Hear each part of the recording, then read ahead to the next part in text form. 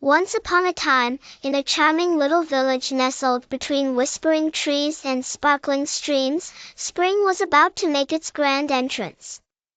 The village was called Blossomville, and its fields and gardens were waiting eagerly to burst into color. As the first rays of sunshine peeked over the hills, a young girl named Lily awoke with a sense of excitement bubbling inside her. Lily had always loved spring and the enchanting magic it seemed to bring. With a skip in her step, she ventured into her garden. In the heart of Blossomville grew an old and wise tree named Oakley. He was loved by all the villagers and known for telling stories of seasons past. As Lily approached him, Oakley's branches swayed gently in the breeze as if welcoming her. "Good morning, Lily," he creaked pleasantly. "Are you ready for the wonders spring brings?" Lily beamed and nodded eagerly. "Oh, yes, Oakley. What magical things will happen today? Will the flowers sing or the sun dance upon the streams?" she asked.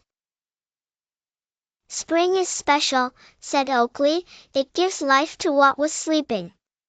Today, you might see the flowers bloom brightly, hear the chirping of birds as they return home, and feel the warm sun kissing your cheeks." His voice was like a gentle lullaby. Just as Oakley had promised, there came a symphony of new sounds. The birds returned with cheerful songs that echoed through the branches, making Lily feel as if the whole world were celebrating the arrival of spring. A gentle breeze carried the sweet scent of blossoming flowers, painting the air with perfume as colorful petals began to unfurl. Lily wandered through the village, saying hello to each flower, each squirrel, and each butterfly she encountered. Her heart swelled with joy as she entered the flower barn, a place where the villagers cultivated the most vibrant blooms for the annual flower festival. Rows upon rows of roses, tulips, and daffodils created a tapestry of colors. Along the way, she met her friends Peter and Sophie, who were chasing bubbles blown by Mr. Whitaker by the wishing fountain. Laughing and playing together, they watched the bubbles glide through the air, creating tiny rainbows.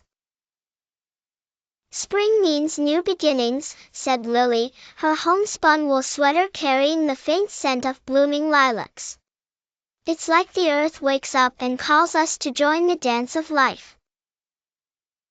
As the day wore on, Lily and her friends decided to visit the spring fair held in the village square.